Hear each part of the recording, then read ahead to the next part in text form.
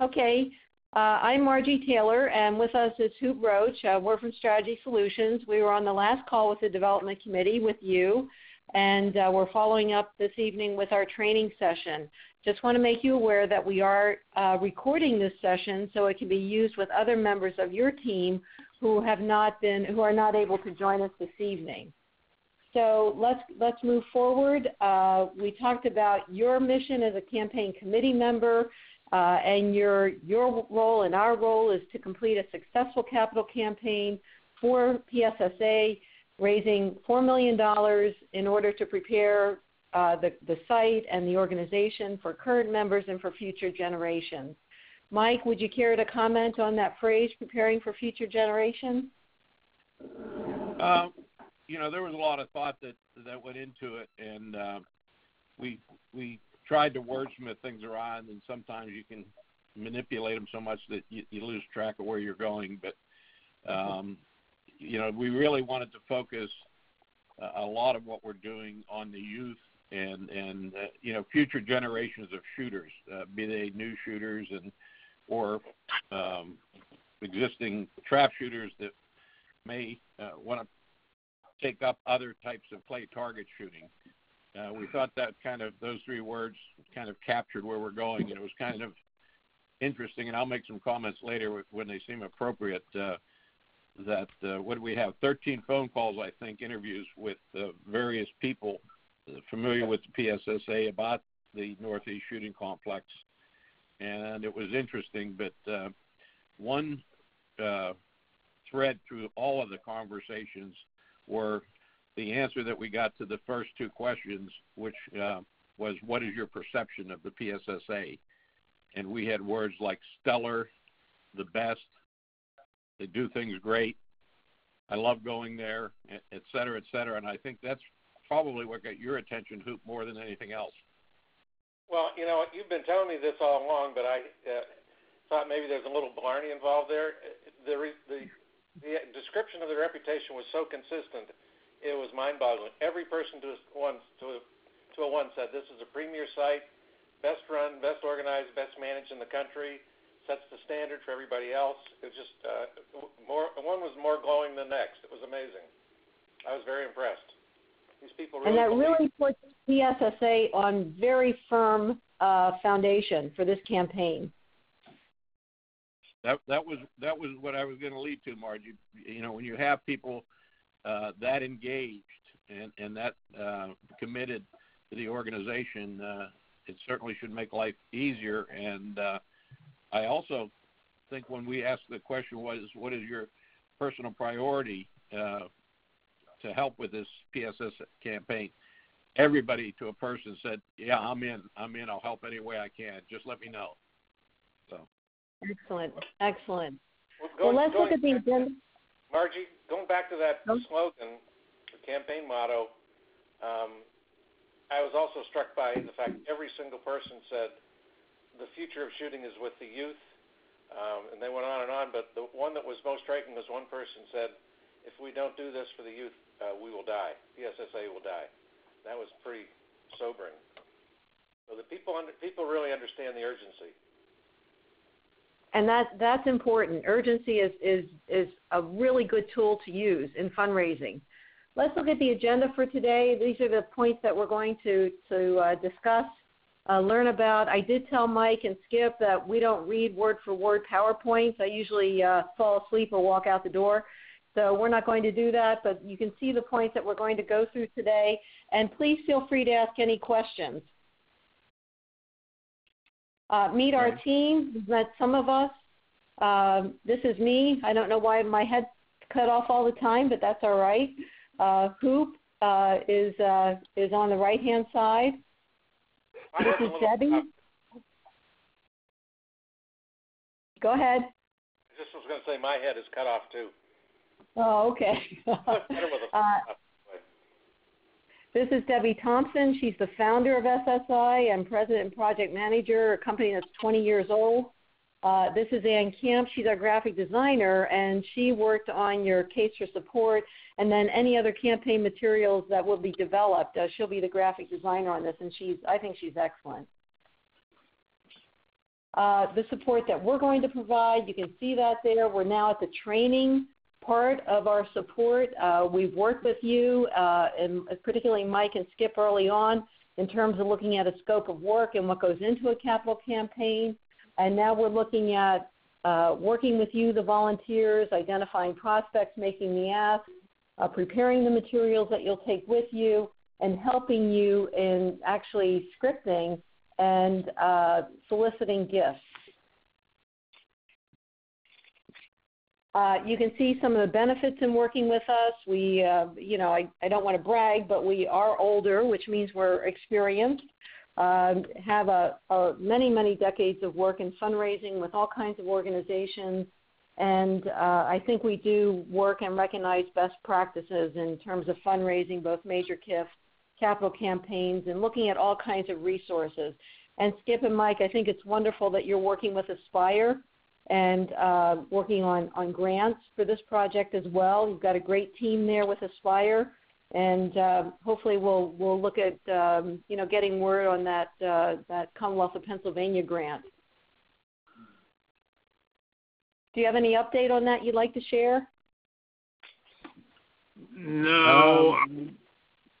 The public opinion is open till March the 9th, and then we'll see where we're at from there.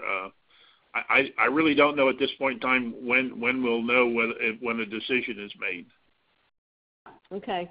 But Skip, maybe you can share that you have been out talking to legislators that are key to this, moving it forward, and in fact, Michelle Beener, who is the person running Aspire, has set up a May 4th shooting event for legislators on the grounds in Edelsburg. That's correct, and I met personally with Kurt Nassar, our state rep, whose office is right down the road. He's excited and aboard. He was going to talk to Senator Gortner, and Michelle's already spoke to Senator Gortner. We have set up a legislative shoot for May the 4th. Dan Musser, our new congressman, will be there that day, along with all the local legislators. I put together portfolios for the township supervisors. There's 5 of them. And in that portfolio was a copy of the RCAP grant, our vision, Mike's white paper, my timeline for development, the cost, and a personal letter to each township supervisor asking them to make a positive statement or account to the RCAP grant that was open for public comment. That was done 2 weeks ago. I also would like to comment that in all of our interviews, most of the interviewees commented that the grant was vital because it would kind of kickstart the campaign, it would prime the pump, and that it would act in some respects like a leadership gift. So it was really important for people to see that money going in. If we got the gift, we're basically a third of the way home. So it really is important. There's no doubt about that. I've not heard anything from the Potterfields either. There's a grant in there, and I have the NRA is currently reviewing the information and will determine whether we get an application for what they call a national grant. I'll know that pretty soon. The grant with Potterfields is I asked for 150. The NRA grant, if we're able to put it in, I think we'll get it. I asked for 25. Excellent. Excellent. You're well on your way. You're well on your way. Congratulations. That's wonderful about the township supervisors in the portfolio. Okay, yeah, our approach. Just a comment there, real quick, Skip. I'm sure those supervisors get a lot on their plate, and things tend to get neglected. With the consent of Michelle, I don't want you operating outside of where she thinks you should be going. You may just want to give them a quick phone call tomorrow and say, I hope you had a chance to look at it. By the way, the comment period is ending Saturday. Could you please comment? even if it's just a voicemail on their machine. So yeah, it might stimulate some of the action. Yeah, I can probably call Deb. I can call the secretary in the office that, the township supervisors aren't there. I know, but they all have voicemails there. Yeah, I think you're probably right. Yeah. Skip, are there community foundations in Ely'sburg or Palmyra? I don't know, Hoop. I did do some research on nonprofits in the county, and I'm sure we're going to do this in the not too distant future, because once we get Sporting Clays up and running, we want to do charity events. You can buy. I found a place where you can buy 501c3 designated nonprofits for $50 for a county. They give you a list of all the information, name and addresses, and so on and so forth. So, Hoop, yes, I think there is one that covers that region, and certainly we'll work with Skip and Michelle to identify that one. Just briefly, charitable giving. Most of this. Interestingly, first significant fundraising campaign, as we know it today, was the YMCA.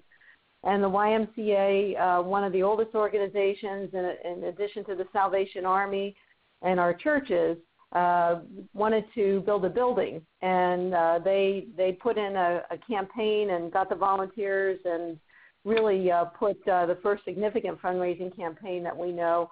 Certainly after World War II, a number of charitable organizations, the USO included, although that existed in earlier forms, became very, very prominent in the U.S., looking to help veterans, resources, communities, etc.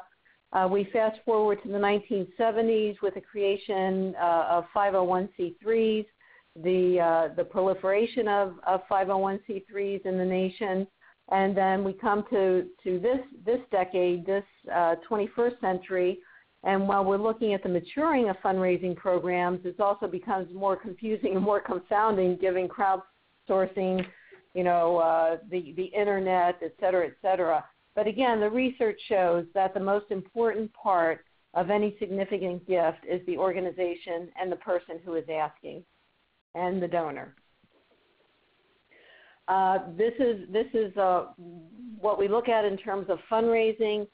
Currently, I think PSSA is at the top right in terms of capital projects, prospect development, major gifts. You've got a capital project on the books, well researched, well analyzed. You've got approvals, and now we're looking for major gifts and special gifts in order to raise that $4 million. An endowment, you need to think about, endowments. If someone wants to create an endowment for the organization, where the income would support the organization or the function of the organization in perpetuity, I think you're receptive to that idea. Yeah, obviously, if you had to rank them in order, a one-time gift of significance would be first. If somebody wants to stretch it out over 3 or 5 years, we understand that too. And I guess further down there, yeah, an endowment would be great. But, when you have a capital project in front of you and you got to pay for moving dirt, you want as much money up front as you can get. Absolutely. And so that's the focus. The cash gift is the focus of this particular campaign. But, of course, you lay the groundwork for all the other kinds of giving that you see there. The solicitation process, the planning and preparation, you've done that. You're in a really good position. The feedback you received from those interviews shows how passionate and dedicated our individuals and members of PSSA. The step that we're working on now is the prospect identification, getting names to Mike and Skip of those who should be approached for gifts. Do you want to mention that, Mike, just where we stand with that in terms of the list of 10? Well, I have Skip's, Jeff's, and mine. So I'm missing some from other people on the call and other people not on the call. So it seems like where am I going to start? But if you start thinking of names and going down through, you'll come up with 10 pretty quick. It's a matter of just spending some time, sit down. I had to sit down and think through some of the ones that I put on there. And Skip and I intentionally stayed away from some of the names that probably everybody in this call knows, like a Dieter Krieghoff, who's, we've talked about so many times on the call. But, you need to think of shooters, maybe shooters that aren't even that close to the PSSA, but are excited about growing clay target shooting sports. And we do have, or we're looking at, I should say, some software to help us out in this that will evaluate a prospect's capability to make a significant gift. Obviously. Hey, Mike, it's Brian here. I got a quick question. Has anybody put together a list of what ranges we're looking for these donations or gifts, as far as I'm gonna put a name out here you're well familiar with. I've talked to him about it. He's willing to do something. He didn't know if he's talking about 10,000, 20,000, what he's talking about. But Dick Schumann, talked to him about it, and he kind of asked about how these things going to be. He just wants some more information. I told him we'd have that tonight at tonight's meeting, but very interested in helping out with that, and didn't know what areas as far as ranges that we're looking for. I know we take as much as we want to, but as he's willing to give, but what he's asking about where we're doing naming stuff at the station or anything like that. So I'm not sure. Well, yeah, we need to lock in dollar amounts attached to naming opportunities. Is that what you're talking about? Like, yes, sir. Yes, sir. Okay. Yeah, we need to do that, Brian. The other thing we need now that I haven't looked at the version, Margie, that came out today of the case for support. But once we get that finalized, we'll get that into everybody's hands, and that's an excellent document to be able to approach somebody with, review it with them. It has the 8 different phases of the projects and the costs associated with them. And between Skip and I and the SSI folks, we threw out some initial thoughts on naming opportunities, but to best of my knowledge, Margie, we never focused on that recently and haven't finalized anything that we could hand to Brian and say, okay, if this guy wants to do a station sponsor, it's going to cost him $20,000, That's correct, yes. So maybe we can talk about that Monday, because we do have a conference call Monday, the 4 of us, 5 of us. It's so that's on the agenda. The SSI. Okay, good. Yeah. But we owe you that, Brian. So, you can go in with the case for support, and you can go in with, hey, here's the naming opportunities that you might be interested in. Right. Well, that's what I need. Thank you. And in terms of this list of prospects, these aren't people you have to know. These are people you can suggest who you know or you've heard have some interest or have a passionate interest in the organization and in the sport. And then what we do is that we qualify them. We put names through a wealth screening process to see what they might be capable of, and then work with Mike and Skip and you in terms of what the ask should be. And that's developing the strategy, as you see, working to cultivate them. Certainly, if they're members and passionate about PSSA, they really probably don't need cultivation. What they need to do is move PSSA up to their top 5 charities, whereas it might not be now seen as a charity, moving it up to be part of your top 3 or 4 or 5 charities, and then engage in the solicitation and negotiation of the gift. Right.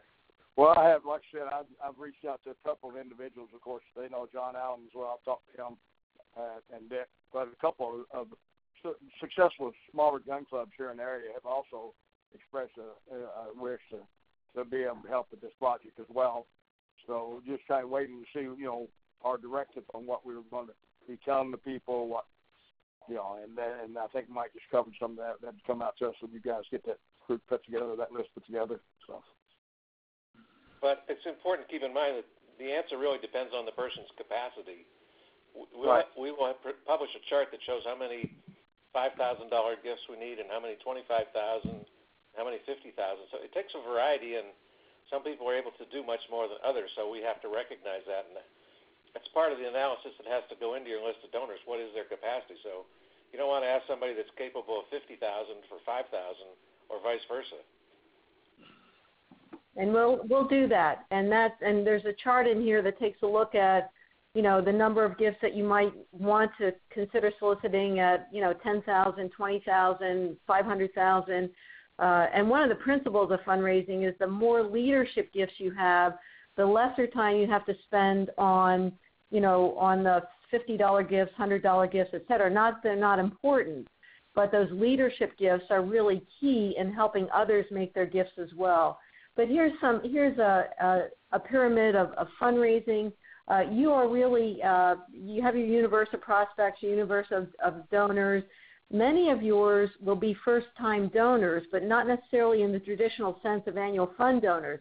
They're going to be first-time donors go up to major gifts and capital gifts, and that there's nothing wrong with that. But that's where that's where that wealth management screening, strategy development, and personal solicitation comes in very importantly as part of that.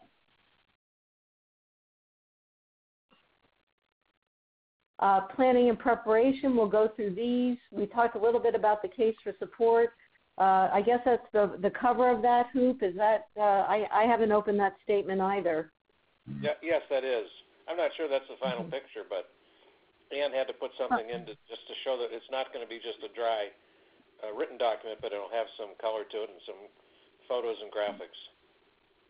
Right, and this is being worked on. This is a work in progress. Your goal is $4 million. The theme, at least, is preparing for future generations. And here are some key roles that we have for you as board members and campaign committee members. Now, there are some factors that are interesting as part of this campaign, and this happens with every organization. Number one, very, very positively, 100 years in existence, you're well recognized. The feedback has been incredibly positive for PSSA.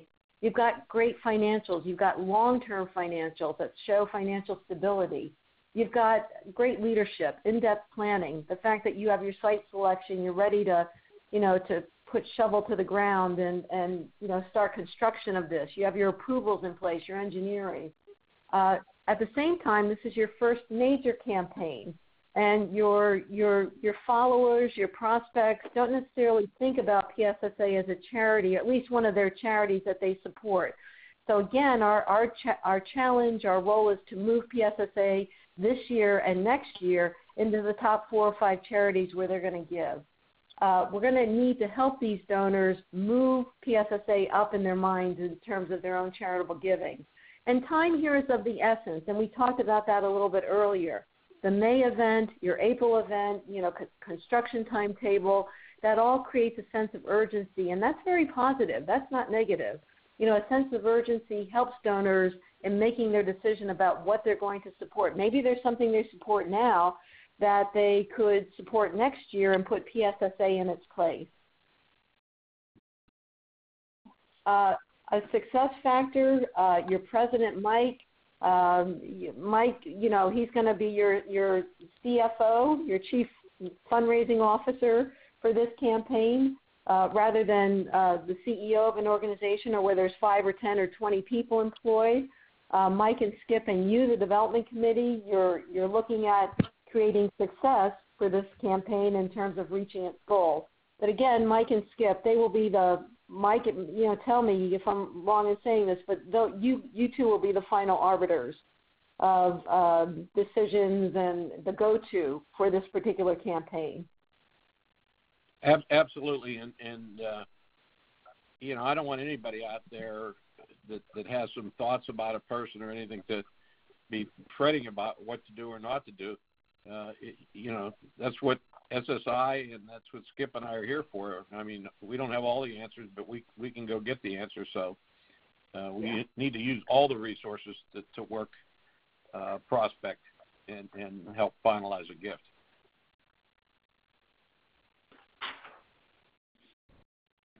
And it's okay not to have the answers. Donors are very understanding. And you know, you're going to be talking to people who are probably experienced donors, or, they're giving to the church or giving to the Boy Scouts or giving to their communities. So they understand that we may not have all the answers. So understand that donors are understanding, they're gracious, we stumble, they understand that. So, as we go into this, we need to understand this. The board's primary roles: determine and authorize this campaign. That's done. Propose and justify the funds to be raised. That's done. There are some facilities naming procedures that we're going to be looking at, talking about on Monday.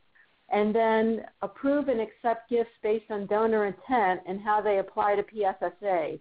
And sometimes a gift, you're not going to want to take it for whatever. That's unusual, but that does happen. But again, that's part of the board's role. In terms of the campaign committee, scheduling their calls, completing your visits, making the asks, reporting back to Mike and Skip so they can share information, or you can share information, throughout the committee in terms of issues, positives, difficult situations that you've dealt with, documenting the gift commitment, personally inviting prospects to the events that you have scheduled, and then offering help at all times and helping with the donor. We will help you. Mike and Skip will be there at your side as well. And one of my primary roles is to coach the volunteers if they need coaching or just some moral support. But I want to emphasize, and I think some people get confused on that, we're not a fundraiser per se. We have not been hired to do the asks. We've been hired to support the people that are doing the asks and provide the organization and the structure and all the legal and all that, and certainly the coaching. But our role is, and I think the role of fundraising organizations has changed. It used to be you hired a group and they actually did the fundraising, and that's not our mission in this campaign. And you're really going to be much more effective with you doing it rather than us. They don't know us. We're unknown. We're not the spokespersons for the organization. You are. Hey, it's Jeff. Can I ask a quick question? With us having our own website and Facebook, are there parameters as far as setting up? I know, like people do fundraisers for birthdays and things like that. Is that something that on a bigger scale we would be able to do through Facebook or ultimately on the website, and something you would be able to help us out with? We could help you out with your website. The Facebook, that's something maybe Mike and Skip, you guys could do. I'm not. Those crowdfunding kinds of things. We can certainly talk about that on Monday. Could we not, Mike and Skip? Yeah, I'm a little bit lost when we get there too. I think the biggest thing that we'll probably need on the website is the ability for somebody, if they want to go that way, to indicate a gift, that they can communicate that to us via our website. Okay. I need to do a little research myself, because you go on a lot of websites. I don't care what foundation it is. They'll have a thing on there. Want to make a gift, and I need to get more familiar with that. And I don't know the complexity of putting it on there and then following up with it. But if it's just an information gathering thing, like please leave us a message if you're interested, blah blah blah, and we'll get back to you. It's as simple as that. Okay. All right. Yeah, I was just curious if there was an expanse of what I've on the small scale that I've seen people asking for $200 or $300. I didn't know if there had been people asking for higher amounts and all, but if it's just simply to contact like you or Skip or someone directly, then that's fine as well. And that'll be something just to keep me in mind. I can have that set up on the Facebook page and also on the website. So just let me know, how you want to proceed with that, and I'll see that it gets done. Right. Oh, excellent. Right now, yeah. Our focus now is really on the top of the pyramid that was on a few slides ago. That we identify those folks and go after it. And at some point, when you get further down, and that's when I think you get into the more general asks, whether it's solicited electronically or via mail, But right now, we're still trying to work on the top of the pyramid to identify the top prospects and get in front of them, and obviously with naming opportunities and get them. It as Margie says, the more we can get on the front end, the easier the rest of it is. So, Mike, this is Brian. Another quick question there. Not sure that this is the place or the particular question for do this, but here a while back we had talked to, and the reason why I'm asking this question is a while back we had talked about, or there had been a mention about doing an East-West delegate type in within the state. The reason why I'm talking and bringing this up now is it's us as an individual is going to clubs out here to their meetings and presenting this plan to them, because we can't wait till they come to us at the PSSA. We have to go out front of them. We're looking for this now. right. Would there be some validity in, being saying, other than just being somebody's campaigning to fundraise for this, that they feel a little bit more behind you as far as your actual role in this thing and the reason why you'd be doing this? I mean, other than if I just showed up, for instance, at Swamp Creek and said, hey, guys, I'm here on behalf of the PSSA doing this and looking for donations and trying to help get out. Like if we had something, if we done that delegate type thing just as an end in this, would that help any, or would that be, or am I looking at that in the wrong direction?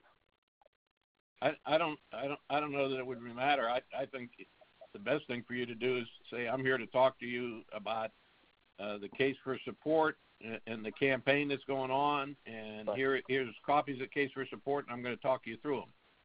Okay. And I'm on the fundraising committee. A lot of times they people have a way to listen better if they think you're if you're other than they see me as a line judge up there, or a line referee. Right. Well, I mean, that's why Skip and I are around too. I mean, you get a big enough audience, we're going to be there. And it's not just. I'll have you come to the eastern part of the state, you can Skip, and you can start going to all these meetings and try to figure out what's going on with it. Let's put that out there. I mean, I'll get you a list of when the meetings are and get you an invite to those. Okay. Okay. Yeah, certainly. The next slide, again, Mike had talked about this, about 100% participation by the board, campaign committee, certainly it's important to achieve that. Your other roles, Mike will gently pressure you and nudging you into, keeping your deadlines, making your calls, making your appointments. Let us know if there are problems, if you're uncomfortable. We can walk you through this. That's why Hoop and I are here.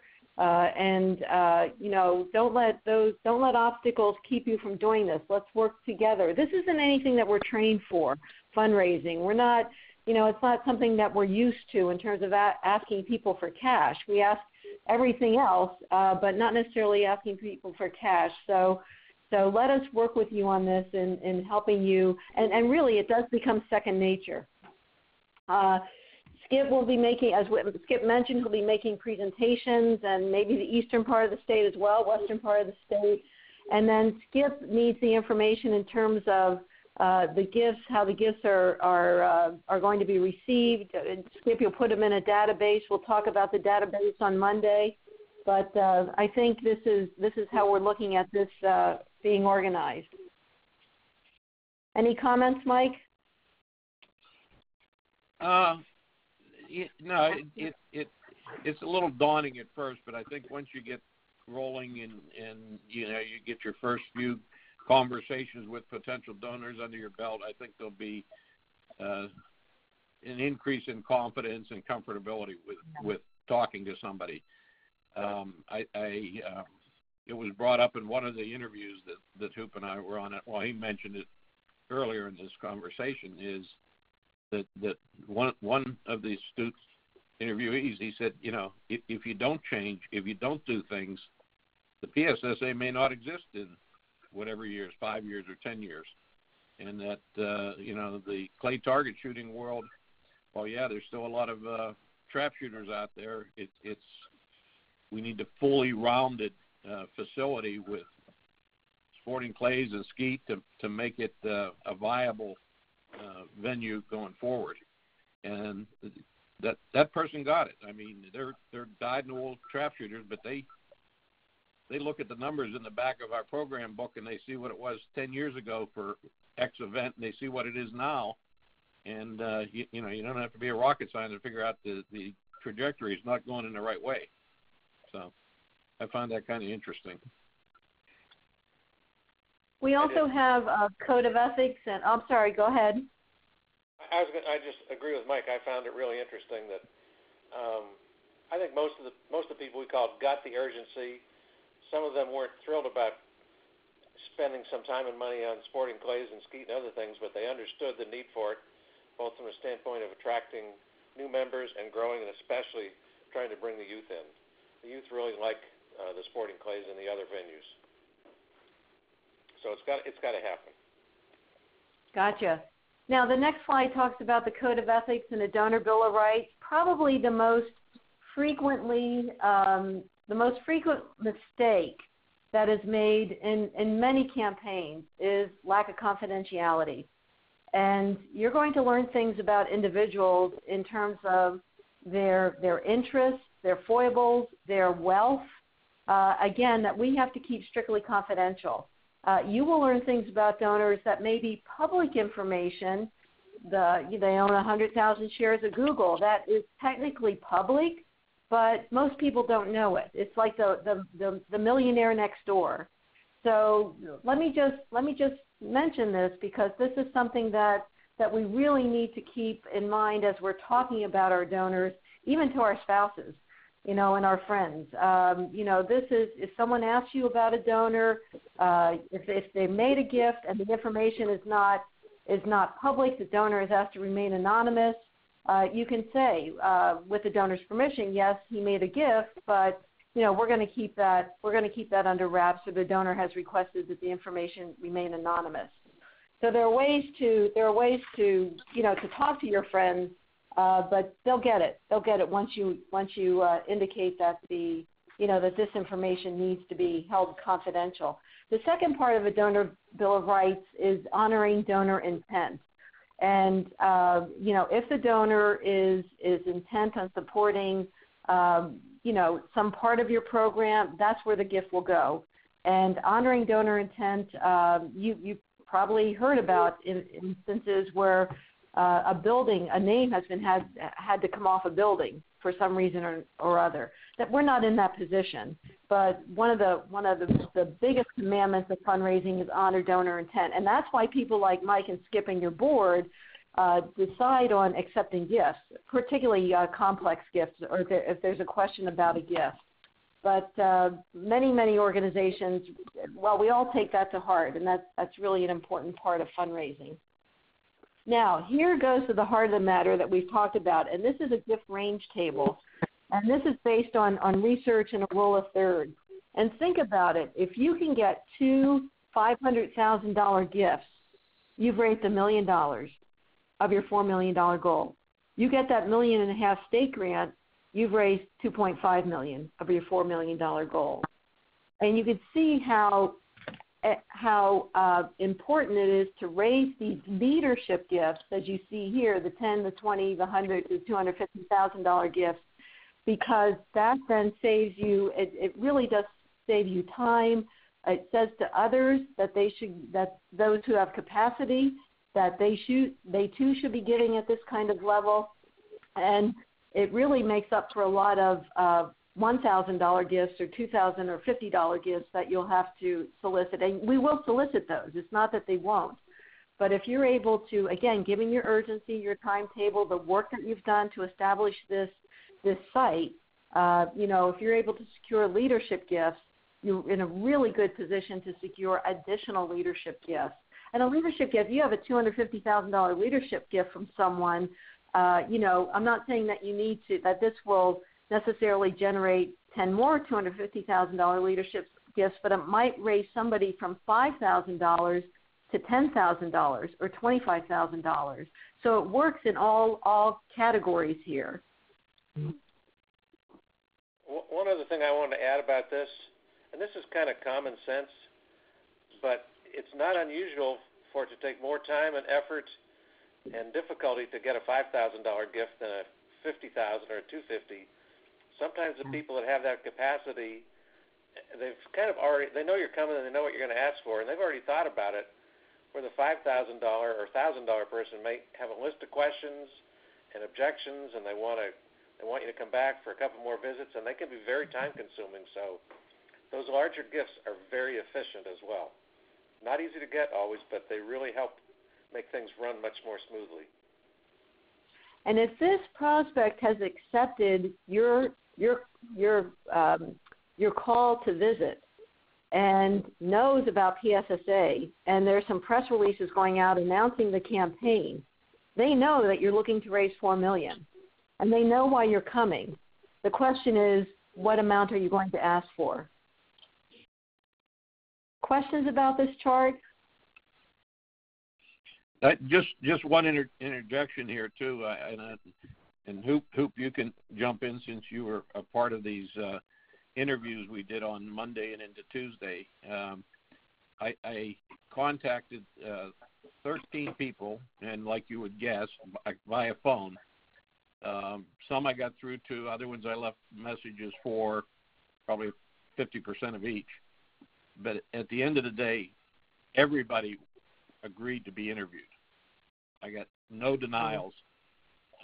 They all said, yeah, we'd love to talk to you about it. So to me, that shows a level of interest of people that know what the PSSA is, what its history's been, and they're very interested in where it's going.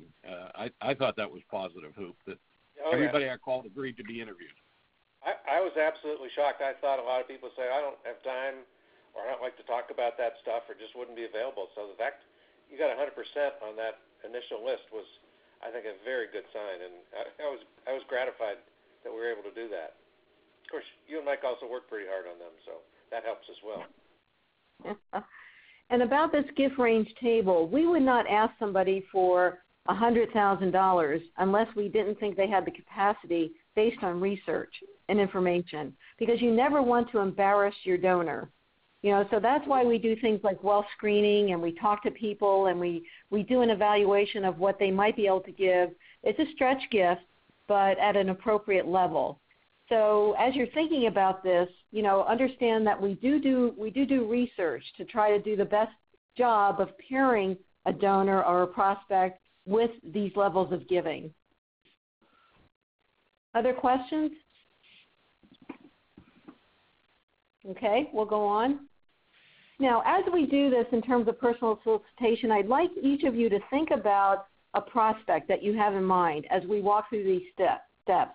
Think about someone that you're going to approach, and think about how this applies to you and your prospect, okay? Because this I think, is a really good example of what we'll do with you, Hoop, in terms of coaching as we're looking at, working with our volunteers and talking about 4 or 5 prospects. This is very similar to what we'll do. This may be counterintuitive, but people give to people, not to causes. Now, they're interested in your cause, and yes, they give to your cause, but they give to your cause in a leadership way because of you. They know your cause. They've accepted the appointment.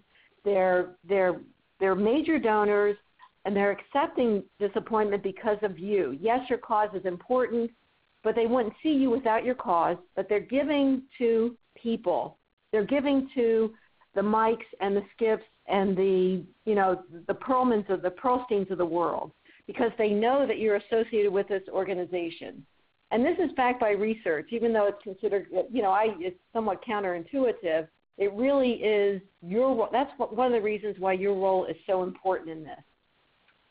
And the best situation is that the volunteer has a personal relationship with the prospect, and it just makes it much more powerful to be able to say, I've already committed my time, and I've made a financial commitment, so I'm just asking you to come along with me. I'm not just asking you for money. I'm asking you to do what I've already done. That is very powerful, and I want to have a session just to train the volunteers, maybe 3 or 4 weeks from now. But all that stuff is really important, and it makes a huge difference in the campaign.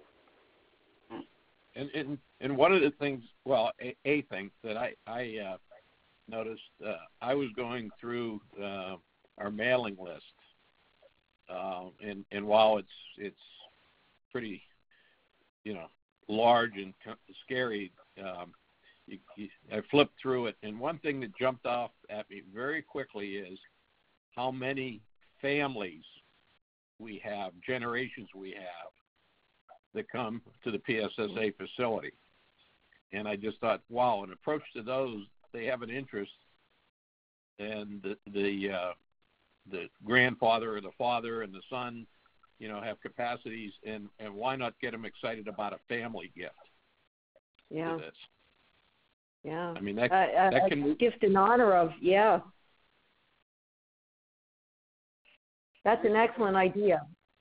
We had lots of buildings in Penn State area that were named that way, not after an individual, but after a family. Very powerful. Yeah. In honor of, and many of them were generational. So, right. Okay. Now, again, think about someone who you will be talking to as we go through this. Your conversations you will have with them will be scripted. You will be working with Hoop and Mike and Skip and myself to think about the points that you want to make. And in making the ask, how you move over from general conversation, hi, how are you, in order to, this is what we're doing at PSSA, and I want you to be participating in this, and this is how. And the script will probably be similar for all volunteers, at least the beginning or the middle part of it, and then, making that transition to making the ask. You speak authoritatively. You're a member and you volunteer to be on this campaign. Articulate, face-to-face, and you know that's part of the major gift role. Respond confidently to all basic questions. If you don't know, that's not a problem. Yes, you've done your homework, but there are going to be a number of questions that you don't know the answer to and that you'll have to take to Mike and Skip. Suggest possible benefits. Go ahead. Yeah, well, this is Mike. That's one of the reasons Hoop made it clear at the front end that SSI's relationship with the PSSA isn't some percentage deal that they get X percent. You'll run into that out there because that makes headlines all the time that some charity raised $3 million and the organization that helped them do it kept $1 million of it. That's not the case. If we raise $4 million or $40 million, SSI's fee doesn't change. Exactly. People and that need percentage, to hear that. Yeah, that percentage, getting a percentage, and we should share this if we haven't yet, Mike, with the committee, the ethical practices, that's frowned upon.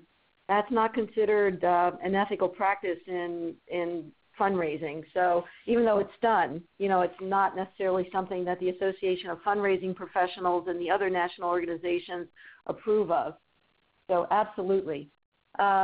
Again, where you are in the conversation, number 5, you may want to suggest possible benefits. And again, recognition opportunities, that would be facilities naming, which Mike and Skip will develop, maybe some tax savings that might occur to the donor as a result of giving. And that would be part of scripting this.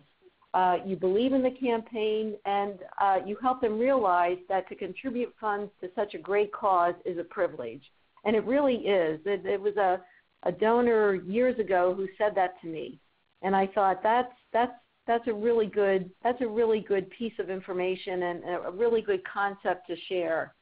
And again, share that you've made a meaningful contribution to the campaign as well. Yeah, in that regard, in the script, if you run into things as you talk to people that you feel would be helpful to be shared among the group, make sure you bring those up. I will venture right now to say that a lot of the people that you talk to are not aware that the PSSA has 501c3 status. Yeah. They had no reason to know that, so they don't know it. So that may be something we want to put into the script. Another thing in the script is, that if you might remember back when there were some issues with Valley, we've settled those. We own all the land now. These are things to get it going on a positive, so and to bring them up to speed. So. And by addressing them in the script, you're responding to a concern that may be there in the back of the donor's mind, but he doesn't have to worry about it anymore because you have settled that, because you do have a 501c3 designation. So that's where the commonality comes with the script, in terms of all the volunteers. In terms of soliciting, you establish the appointment in advance. You tell them the reason for your visit, tell them that you're calling about PSSA and you want to bring them up to date on what the organization is looking to do and how they can participate. And again, think about that one donor, that one prospect that you're going to be talking to. You want to suggest a location that is somewhat private. Restaurants, to me, are taboo. I had so many situations over 30 years where I was in a restaurant or we were in a restaurant and the wait staff comes over just as you're ready to make the ask, or there's so much noise or there's some commotion or something like that. So consider their home, a meeting room, an office, rather than a restaurant. But if that's the only place you can go, that's fine too. Just look for a corner. Ask for the waiter or whoever, the hostess, that if you could have that private corner over there. We talked about preparing the talking points and practicing them. We asked for a specific gift, and we usually do that if it's a 60-minute conversation. You generally ask within the 15 to 30-minute segment of that time that you have with them, and then listen. I've been in situations where we've had 60 minutes with a donor, and a dean or a CEO I'm working with, we're into 55 minutes into the meeting, and the ask hasn't been made. So what I usually do is I kick them under the table to let them know that, hey, you have to make the ask. And they know I'm going to kick them if they don't make the ask. Your talking points, and listen carefully, because that will tell you where the donor is in terms of your ask. And it'll tell you, will they consider? Do they need help in considering? Do they have objections? And then objections aren't bad because they keep the door open for subsequent visits and subsequent conversations. In this case, we always need to be patient because we need to allow the prospect time to decide, particularly because we're asking him to move PSSA up in the list of charities that he supports. You may need to do several visits, and that's fine as well. You're asking these people for a stretch gift, and a gift that they haven't made before to PSSA, but a gift that they are able to give based on the information that we know. Don't be discouraged if your prospect isn't receptive at first. Listen to key words or phrases that you hear in terms of their hesitancy, because you can respond to those and take that and turn that around and say, well, imagine this. Imagine if you did this gift, or imagine if you helped us be successful in this campaign. This is what Ellisburg will look like. Or this is the opportunity that you create at Ellisburg for your children or grandchildren or kids from Crawford County or Bedford County or, whatever. Be courageous. It is not easy to start asking for a gift. It does take courage. It takes fortitude. But again, it's something that will come to you after the first 3 or 4 or 5 asks. You certainly have every right to be proud of your role and the role PSSA plays. You've got a tremendously successful organization there. And remember and let your donors know you're not asking for yourself. You're asking on behalf of your members, future generations, and for people everywhere who are interested in. In terms of preliminary steps, and please, any questions? Okay, hearing none, keep your sights high, and this is why Mike said we're looking at the top tier donors for this, the stretch gifts, the major gifts for the campaign, and we'll work with you on identifying what we think the ask should be. Again, we talked about it taking courage. Select and solicit those prospects that you can motivate, and it may be not that you know them very well, but that you share something with them. You may be an entrepreneur. You may have your own business. You may be, an educator. You may be retired. But you have something in common with them that says that this would be a good prospect for you. This would be a good donor for you. And learn about your prospective donors, and we will help you do that. This is a sample prospect profile, and this is pretty extensive, but this is what we will create for your prospects. Information that we can get about this individual, maybe not to this detail level, but certainly information that will help you, that would give you key ideas and ways to develop the strategy and talking points with this donor. That's the wrong way. Did I go the wrong way there, Hoop? I think maybe. Oh, yeah, I went one too far. Well, yeah, there's one out of order. There's one out of order, that's all. I think that one was an example. You should be on the 1, 5, 6, 7, 8. Yep, I'm on 5 then. And again, we'll work on planning your approach. Each prospect is treated separately as a campaign, so to speak. We will work with you on rehearsing this, using us, any one of us, for team solicitations. If there are 2 of you going, and that's not unusual, we'll actually work out a script of who's going to say what when, and it really makes people more comfortable whenever we're prepared. And we'll determine what campaign literature you want to take with you, what would be important, and when you share it with the donor.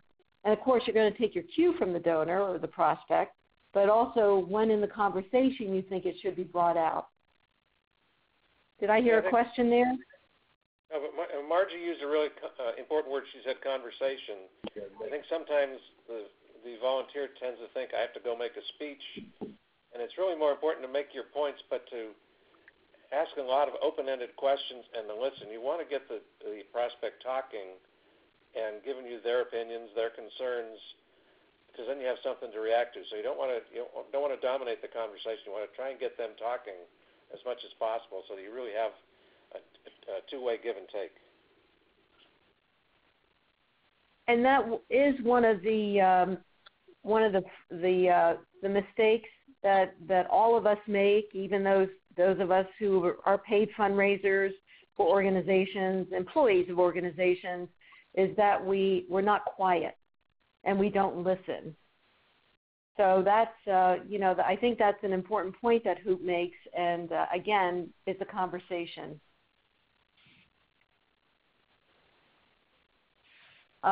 Generally, we schedule appointments by phone. We talk about, nice seeing you, or I haven't seen you for a while. I just want to bring you up to date about pssa. We're moving forward with our construction project or however we want to frame it, and we want to share this information with you. Generally, we do not mention money when we're making these phone calls, but if you're asked, is this a solicitation, you may want to say, I want you to be involved in this venture with us, and I want to talk to you about that and how you can be part of that. And if they ask, is this a solicitation, you could say, well, we want to talk to you about your participation and your monetary support. So they know why you're coming. We're honest with them. And if they accept the visit and the call and schedule it, then indeed they know why we're coming. We always solicit face-to-face on these major gifts. And we're seeking a maximum gift here for all the reasons we talked about earlier. We're seeking those leadership gifts because you're so well positioned to do that. I do say here it's easier for a donor to come down on a maximum gift to do a counter for a maximum gift rather than them ever raising it. There's only one time in 30 years of fundraising that I had a donor say, or we had a donor say, you're not thinking big enough. It was a gift for a new front door, figuratively a new front door for the campus, and the donor said, no, you're not thinking big enough. You need a new building.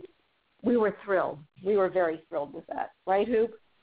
Yeah, absolutely. That does not, you're right, it does not happen very often. No, that was the only time. But you may be in that position as well. So again, we'll help you pick the right prospects. I do suggest that you allow 2 hours for the visit, just in case it takes longer. Usually it's an hour, 45 minutes, an hour, hour and a half. But if someone wants to show you their facility, their range, their ranch, their farm, a piece of farm equipment or their collection, their gun collection, you need to allow enough time for that so that you have that time with the donor. We talked about you being confident, and you certainly know your cause. You know your job. We talked about elements of how to prepare for this. You certainly, again, we will help you know your prospect. If there are questions that you have the day before your appointment, call us, call Mike, or Skip, however they want us to handle that, and we'll try to find whatever information you need. Part of the script is explaining your role as a volunteer, asking for a specific amount, and then listening and trying to get a commitment. Why ask for a specific amount? Because people are much more comfortable, actually, when they know what you're asking for. And then knowing that, they can determine how they might be able to make that gift, whether it's the amount you asked for or a lesser amount. Be prepared to deal with donor objections. And again, we don't have to have the answers all the time, right then and there. But if you may be, and we do this as part of the scripting program, I can't make that gift because I've chosen my charities and PSSA isn't one of them. Well, would you consider adding PSSA to your charity this year and next year or next year? And because of the urgency of our program, because we're ready to begin construction, all my cash assets are tied up. Well, there are ways to work around that. All my yearly planning is done. Well, could you add us into your planning? There are ways to do this. I'm retired. Well, you're retired, and if you're 70 and a half, you have to take a charitable IRA distribution. We've had a number of donors who don't need that money at 70 and a half, and they've made significant gifts to charitable organizations using the charitable IRA rollover provision. I'm considering making a nice gift after I sell my land, my company, our stocks. May we help you with that? May we help you do that and help you do it most efficiently? Work with your financial advisor or your accountant. I plan to leave PSSA money in my will or my trust. We very much appreciate that. Would you consider early activating that with an annual gift to PSSA? I give to my church, the Red Cross, the USO. How can I give to you? Well, could you consider adding us to this list for the next 2 years? So there are ways to work through these concerns and objections. And we'll go over a lot of that stuff when we have volunteer training. Yeah,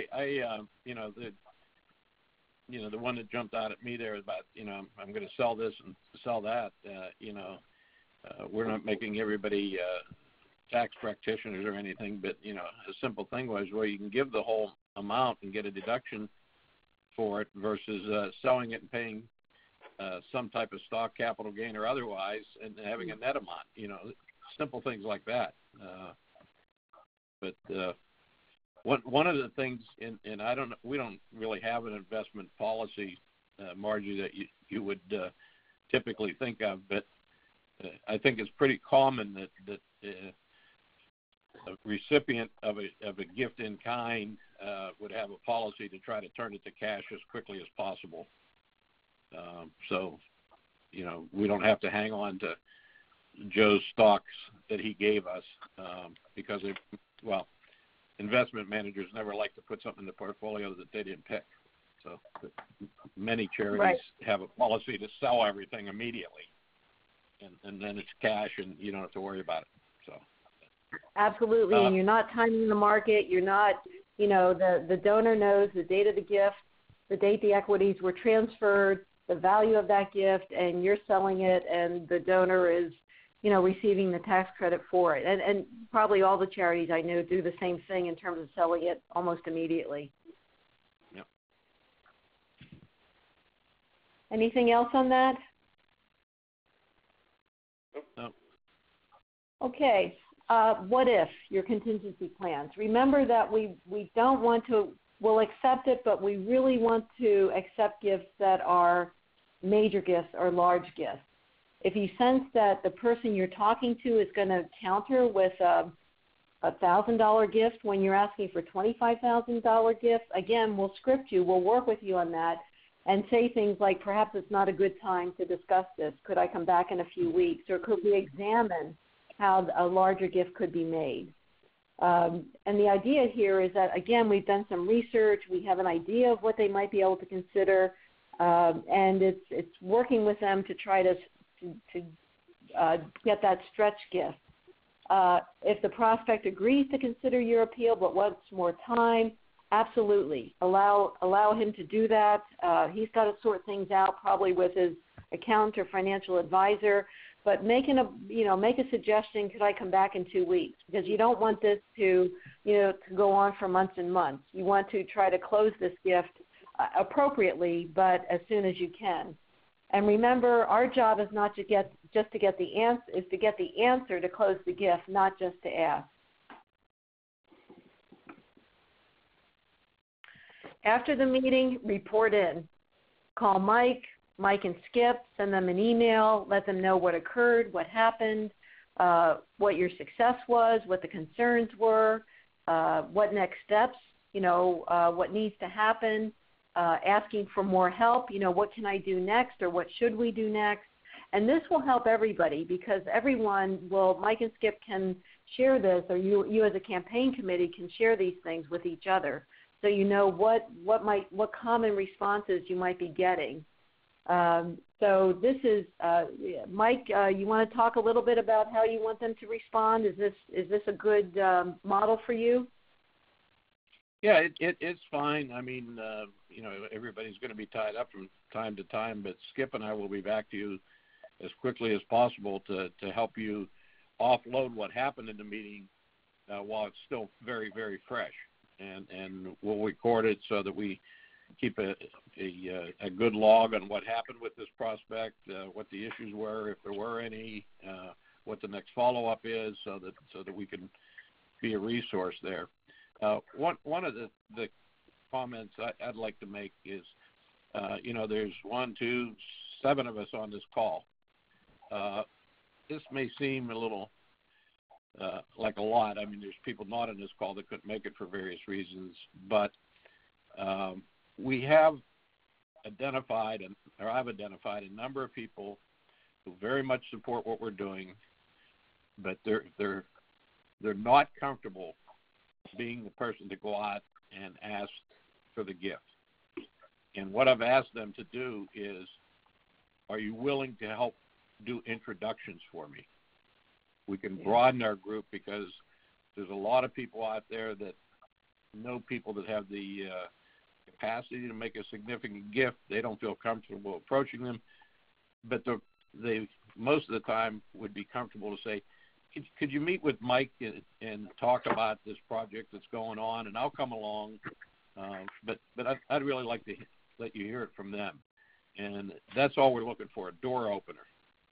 So we can throw a little broader net and identify more potential significant donors that way by using our networking capacities out there with people that just they don't feel comfortable. I'm not going to ask the guy for the money. Okay, fine. Just try to get me in the room. If you want to be there, that's great. If you don't, I understand. So. And that's an excellent point, Mike, because those door openers provide such power, because this person is opening the door for you and for PSSA with this individual, and he knows it. The person you're going to meet with, that he accepting that visit with that door open by his colleague, his friend, someone he trusts, that's a very powerful way to go as well. And secondly, think about your donors, those who do early gifts to this campaign, and how they can help do the same thing, the doors that they can open up for you. Will they allow you to use their names privately, when approaching others? You don't have to say the amount that they've given, but do you know that Paul Pearlstein has supported our campaign, or whoever's name you might want to know, that may help others in terms of persuading them to make that gift. Okay, thoughts, reactions, areas that you might want to hear about in the future, particularly the coaching sessions that Hoot will be doing?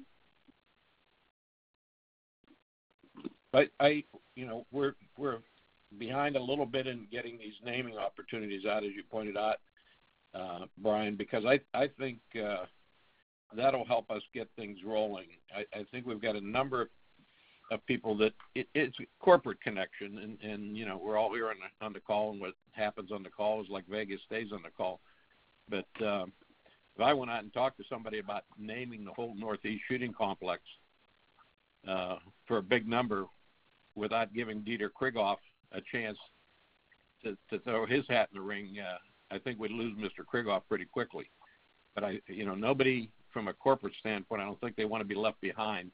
But we need to get those first one or two moving and see what level of interest they have.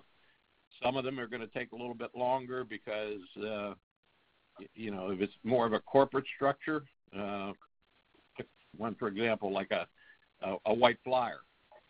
Well, Robert Crow can't make a commitment for White Flyer. He's going to have to take it up the corporate ladder to see where they're comfortable at.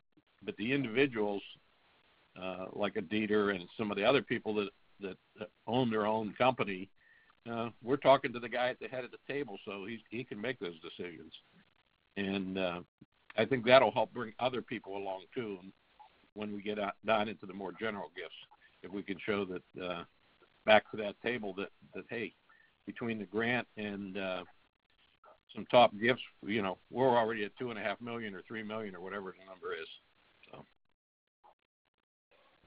Now, let me suggest $4 million is your minimum. Yep. $4 million is your minimum. You go over that, 4.5, $5 million, $6 million. I mean, it's not unusual for campaigns to raise more, and I think you're in a very good position to do that.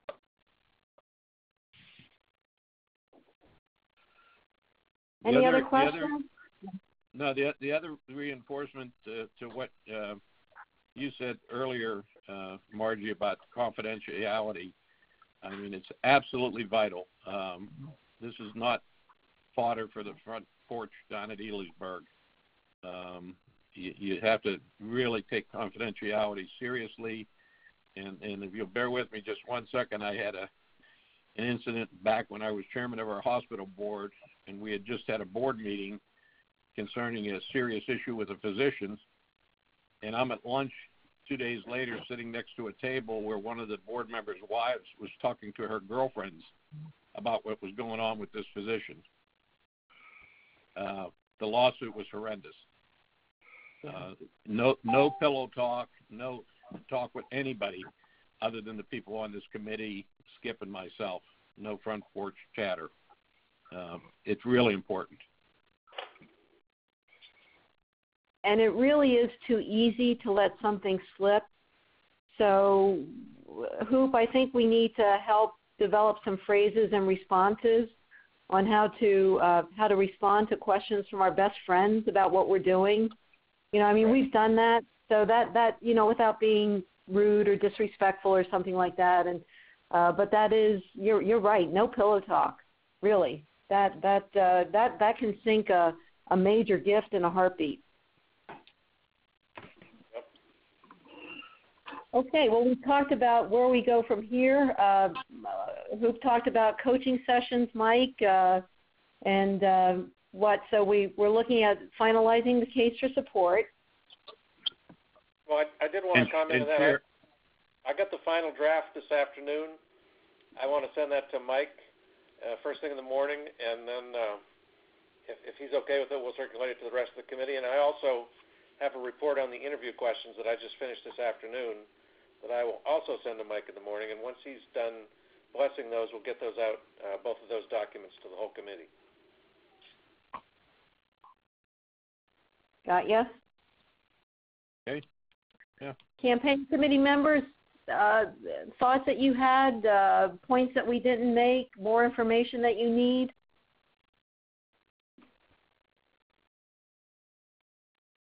Nothing I can think of right now. Well, I think when you see this case for support, it really does a nice job of helping you lead a potential donor in a conversation. As Margie said, you're not reading it to them, but you're using the key points in there to start conversation points, like here's what's going to happen in the third phase, and here's the timeline and the money attached to it, and it really does a nice job of gelling the whole plan for the Northeast Shooting Complex, and really ends with where we want to get everybody is, can I plan on your financial support for this? So, and obviously we'll put a level in after we've run people through and see what the potential or capacity for a gift is. So, we're not going to throw anybody out asking for $100,000 when we know the capacity out there is likely to be more like $1,000. So. Right. Okay. Thank you so much. I'm sure you'll be hearing from Mike and Skip, and any way we can be helpful, please call on us. And I still need that list of 10 from a lot of people. So. Very good.